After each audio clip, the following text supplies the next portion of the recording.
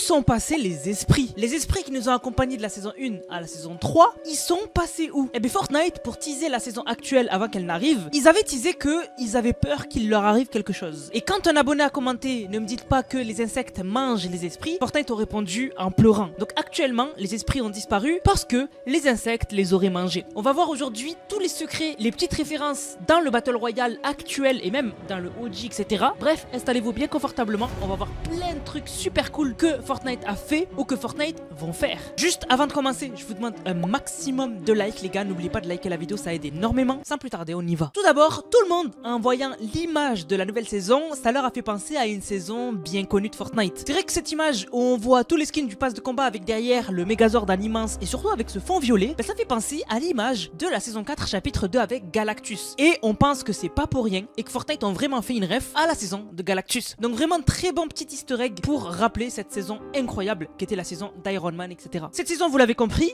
on a des insectes qu'il faut éradiquer, combattre, et l'OXR a fait plein de posters qui réfèrent à leur combat contre les insectes. On a par exemple ce poster qui dit que si vous avez un problème d'insectes, appelez des professionnels, donc appelez l'OXR. Ou sinon une autre qui est marrante où il y a écrit arrêtons l'essaim, donc l'essaim d'insectes, et sur le poster on voit un insecticide et on voit une claquette, les outils de base avec lesquels on se sert pour tuer les insectes. D'ailleurs ce qui est marrant c'est que dans certains endroits de l'OXR, à côté de ces posters, on peut trouver carrément sur des étagères des insecticides, des tapettes et même une tongue en référence à tuer les insectes. Donc c'est un petit truc marrant, un petit détail marrant qu'il fallait noter. Cette saison on a plein d'écrans de chargement, il y en a qui sont super stylés, comme par exemple celui de la maître nageuse du OG qui est juste magnifique, ça peut limiter de votre fond d'écran, franchement je le trouve trop beau. Et en fait on a celui-là qui montre l'OXR, donc les membres de l'OXR en train de planifier l'attaque contre les insectes. Et ce qu'on voit, c'est que sur la map on voit un immense Megazord. Et en fait ça c'est pas pour rien, c'est en fait un teasing du gros pouvoir qu'on aura pendant la saison. Si vous l'avez pas remarqué, dernièrement dans les passes de combat, à chaque fois le skin bonus du pass de combat avait une transformation dans la saison. On se rappelle tous de Doom qui était le skin secret bonus de sa saison. Et bien à la fin on avait pu se transformer en Doom avec l'île de Doom. D'ailleurs c'était le truc le plus rare qu'on ait eu. D'ailleurs est-ce que vous avez réussi à avoir Doom une fois dans une game? Et aussi plus récemment on avait eu Superman qui était le skin bonus, et Superman on pouvait se transformer en lui dans la saison. Et bien cette saison va pas déroger à la règle, et pendant la saison on aura à un moment la possibilité de se transformer en Megazord et donc d'avoir les pouvoirs du Megazord, sûrement des pouvoirs surpuissants comme l'était Superman ou Doom. Donc ça arrivera bientôt dans la saison, je vous tiendrai informé. Mais aussi ça tease quelque chose d'autre, peut-être l'événement final de la saison. Comme vous le savez, on est censé se battre contre la présence obscure, donc qui est cette bête dont on a vu que quelques tentacules, ou encore se battre contre une reine qui a l'air plus spéciale que les autres sur le tag de Hop. Et pour se battre contre elle, rien de mieux qu'un gros event avec un mecha, un peu à l'image de Catus contre le robot à l'époque. Et donc le Megazord tombe pile dans la bonne saison où du coup on aurait le Megazord des Power Rangers dans un événement épique qui combattrait la présence obscure encore une fois, ou sinon qui combattrait les reines en même temps, quelque chose comme ça. Mais en tout cas on sait qu'à la fin de cette saison il y a un gros event, et le fait qu'il y ait un gros mecha en skin bonus, ça nous met la puce à l'oreille que peut-être cet événement sera avec le Megazord en immense. Fortnite adore faire des références à des scènes, des images de la pop culture. Dans le trailer, à un moment, Poiscaille, il se prend une explosion d'insectes et il a son arme collée à lui et il est choqué. Et bien c'est clairement une référence à ce mime super connu de la guerre. Vraiment, on peut pas le nier, c'est clairement un gros lien avec. Ça fait maintenant un petit moment qu'on a remarqué que Lego, le Battle Royale et OG sont tous liés. Et récemment, on avait vu que leur saison se terminait et commençait en même temps. C'est pour ça que là, au lancement de la nouvelle saison, on a eu le lancement de la nouvelle saison aussi OG. Donc on a eu deux nouvelles saisons en même temps. Sauf que là, les dates ont changé. Et donc du coup, on peut se dire que Fortnite ont arrêté et ne veulent plus que Lego, le Battle Royale et OG soient liés. Bah en fait, pas du tout. Je remercie Lloyd sur Twitter qui m'a fait remarquer que Hypex a tweet que la saison 6 de OG commencera pile au moment où on aura Fortnite Mares en Battle Royale, le 3 octobre. Et c'est pas pour rien, puisque la saison 6 de OG, elle est clairement sur l'horreur. On se rappelle tous de la saison 6, où du coup on a le cube qui du coup fait spawn les zombies partout sur la carte, et le pass de combat est clairement sur l'horreur. Donc en fait, OG est toujours lié au Battle Royale, c'est juste que Fortnite se sont dit, c'est mieux de lancer la nouvelle saison d'OG au moment où on aura Fortnite Mares, qui sera un gros event cette année dans le Battle Royale. Et d'ailleurs, c'est pareil pour la saison 7 de OG. La saison 7 de OG, elle commencera pendant le Winterfest dans le Battle Royale. Donc quand on commencera le Winterfest dans le Battle Royale, la saison 7 aura la map complètement enneigée comme à l'époque, et ça va faire super plaisir avec Happy Helmet, Polar Peak, etc. Ça va être incroyable. On aura à la fois une grosse vibe Noël, puisque dans le Battle Royale on aura le chalet, etc. Et en même temps dans OG on aura une nouvelle saison autour de Noël. Ça va être incroyable. L'event de fin de saison a une particularité particularité qu'on n'a jamais vue dans l'histoire des événements de Fortnite. Cet événement aura 3 playlists. Une playlist, c'est un mode de jeu. Et on n'a jamais eu dans l'histoire de Fortnite un événement tellement grand qu'il avait 3 modes de jeu. Ça n'a jamais existé. Donc quand je vous dis que l'événement de cette fin de saison sera immense, il sera immense. Il y a une playlist qui sera un hub, donc en gros un endroit où on pourra se réunir ensemble, peut-être en attendant l'événement. Mais ce qui est bizarre, c'est que les 3 modes de jeu de l'événement seraient les 3 les mêmes. Donc c'est très bizarre. Peut-être que Fortnite veut éviter que des gens loupent l'event, et donc ils ont fait 3 modes de jeu pour séparer les gens et donc avoir moins de problèmes de serveur. C'est bizarre. En tout cas, on va bien suivre les infos autour de l'event, parce que, encore une fois, il a l'air d'être immense. Il se passe quelque chose de bizarre dans le mode OG. Vous le savez, le mode OG, il se repasse,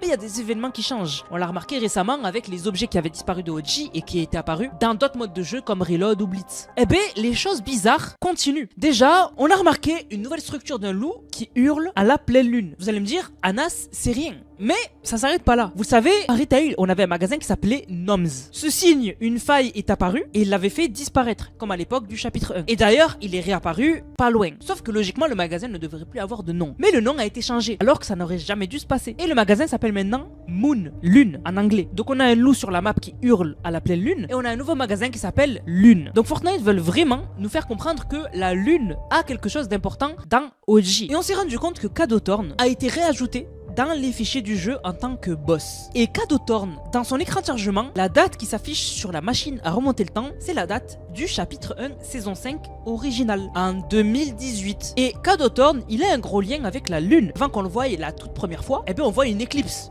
qui est causée par la lune. Donc ça veut dire que Cadothorn, à un moment avec sa machine à remonter le temps, il a remonté le temps en chapitre 1 saison 5. Et là, en chapitre 1 saison 5, on a des choses qui se passent qui sont bizarres. Et si Cadothorn apparaissait dans OG. Alors c'est vraiment quelque chose de tiré un peu par les cheveux, mais c'est vrai que c'est plausible. Autre chose, il y en a qui ont dit que tout simplement, le fait qu'il y ait la structure d'un loup et le nom de magasin Lune serait tout simplement pour teaser le OG saison 6. Puisque le OG saison 6, un skin très important dans ce phase de combat, eh ben c'est un loup qui se transforme en loup-garou à la pleine lune. Donc en fait, ça aurait rien à voir avec Cadothorn, ce serait juste un teasing de la saison 6 de OG. Et Cadothorn, le boss réajouté dans les fichiers du jeu, ce serait juste pour par exemple Blitz ou encore pour Fortnite Mares qui arrive bientôt. Il y a un détail que les joueurs ont remarqué et qui dérange pas certains, mais qui dérange d'autres. C'est le pass de combat OG. Le pass de combat OG, on a remarqué que les items à l'intérieur sont des items réutilisés par Fortnite, dont Fortnite change juste les couleurs. Prenez par exemple la pioche du skin moto du pass de combat OG actuel. Ben c'est tout simplement cette pioche, sauf qu'elle a été changée de couleur et elle fait partie d'un pack autour du trèfle qui était sorti à l'époque sur Fortnite. Pareil pour le visiteur, le nouveau visiteur qu'on a vu la saison dernière en OG. Son sac à dos par exemple,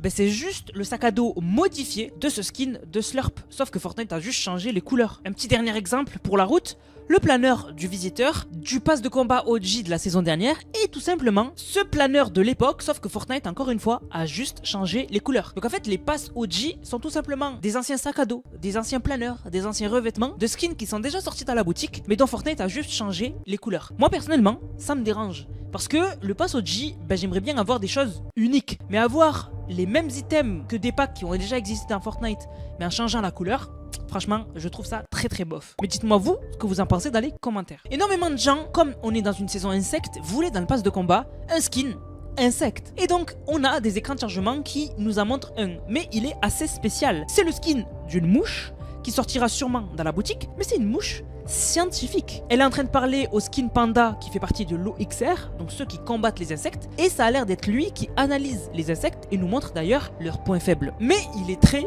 bizarre, parce que dans l'écran de chargement avec le panda, il a l'air de l'engueuler. Mais surtout dans un autre écran de chargement de Lego, on le voit à plusieurs reprises.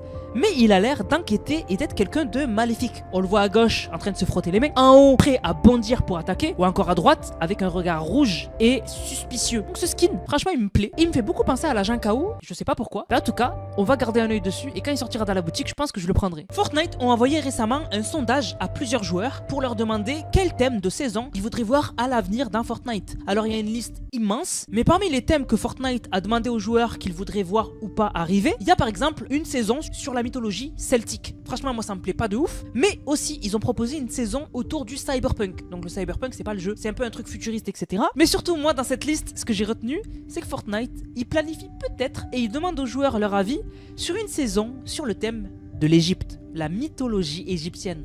Et vous le savez, j'en ai parlé pendant des années et des années. Vraiment. Et une saison avec des pyramides, avec des pharaons, c'est mon rêve sur Fortnite. Et Fortnite ont l'air de l'avoir dans un coin de leur tête. Et peut-être que si les joueurs qui ont reçu ce sondage ont voté pour la saison Égypte, peut-être qu'on l'aura un jour. Un petit détail que moi, j'ai pas trop aimé. Dans le pass de combat de cette saison, le skin Lieutenant Rip Slade, si on enlève son casque, c'est en fait le skin Le Faucon de la saison 4, chapitre 1, original. Je sais pas pourquoi Fortnite réutilise autant de skins, mais quand même, avec le nombre de skins surveille qui ont leak et qui sont incroyables, franchement, il y a de quoi faire des passes de combat stylés et avec des skins inédits. Vraiment, je comprends pas pourquoi Fortnite réutilise autant de skins qu'on a déjà. Franchement, c'est bizarre. Récemment, on avait fait un jeu de piste, j'en ai parlé un peu tout à l'heure, mais en OG, on avait des objets qui disparaissaient pour teaser la saison 5. On avait tous ces objets qui avaient disparu, mais qui étaient réapparus dans d'autres modes. On avait le signe motel du motel de OG qui était apparu dans Recharge. On avait la tête de Tomato qui avait disparu de OG et qui est apparu dans le Battle Royale. On avait la tête du Joe Burger de OG qui est apparu dans le mode Blitz. Mais alors il y avait un objet, on savait pas où il avait atterri. C'était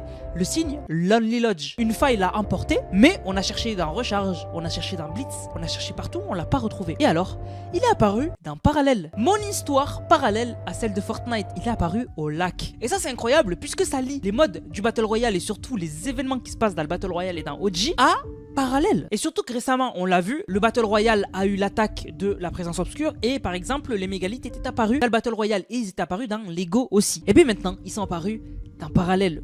Donc vraiment, il y a eu des gros changements dans Parallèle. D'ailleurs, il y avait beaucoup de joueurs qui se sont plaints que l'XP avait été mis en pause, mais maintenant l'XP est revenu. Donc Parallèle n'a jamais été aussi intéressant et surtout, l'XP est bien sûr de nouveau disponible. Donc régalez-vous sur Parallèle, dites-moi ce que vous en pensez et je vous affiche le code d'ailleurs. Allez faire un tour sur Parallèle, vous allez sûrement adorer l'histoire que j'ai créée qui est parallèle à celle du jeu. Du coup la famille, j'espère que la vidéo vous a plu. Si c'est le cas, n'hésitez surtout pas à liker, commenter, partager. On va remercier ceux qui ont utilisé le code NANAS. Je vous rappelle, code NANAS dans la boutique Fortnite, NANASS. Vous le mettez dans la boutique. Vous m'envoyez une vidéo, vous l'avez utilisé dans le serveur Discord NANAS qui est dans la description dans l'onglet code NANAS. Et vous avez des dédicaces en fin de vidéo. Donc merci à Max Soussou qui a régalé avec le code NANAS. Il a dit skin saison 7 chapitre 1 acheté avec ton code. Mon but est d'avoir tous les skins de la saison 7 car c'est ma saison préférée. Merci beaucoup à toi. Merci à Eternal qui a dit code NANAS dans la boutique Fortnite. Merci beaucoup. Merci à Eternal encore une fois qui a envoyé 4 vidéos incroyables. Eternal qui rentre dans la cour des grands avec autant de codes créateurs Nanas utilisés. Merci beaucoup à toi. Merci à Kai qui a dit code Nanas comme toujours. Merci à Aaron qui a régalé aussi. Merci à Nico Killer qui a régalé. Merci à Samurai qui a dit meilleur youtubeur Fortnite que je connais, 6h avant la mage. Merci beaucoup à toi. Merci à Daifox qui a régalé avec le code. Merci à OXR qui a dit saison 4 et on n'oublie pas les bases depuis 5 ans. Merci beaucoup à toi pour ton soutien. Merci à Eldo qui a régalé. Merci à ZFR Alexis qui a régalé. Merci à Foxy qui a dit code Nanas comme je l'avais promis. J'espère que ça fait plaisir et aussi je fais encore 2 achats. Est-ce que tu m'ajoutes à Nami? Ben donne ton pseudo frérot. Merci à Ryzen qui a dit code Nanas pour acheter le pass de combat. Comme pseudo c'est Ryzen si t'arrives pas bien à le lire. Merci. Y a pas de souci, j'ai réussi à lire. Merci à Djibril qui a régalé avec le code Nanas. Et merci à Tom Kess qui a dit on n'oublie pas ses priorités. Merci à toi frérot. Du coup la famille, j'espère que la vidéo vous a plu. On se capte les gars pour une prochaine vidéo. C'était Nanas, prenez soin de vous. Bang bang bang.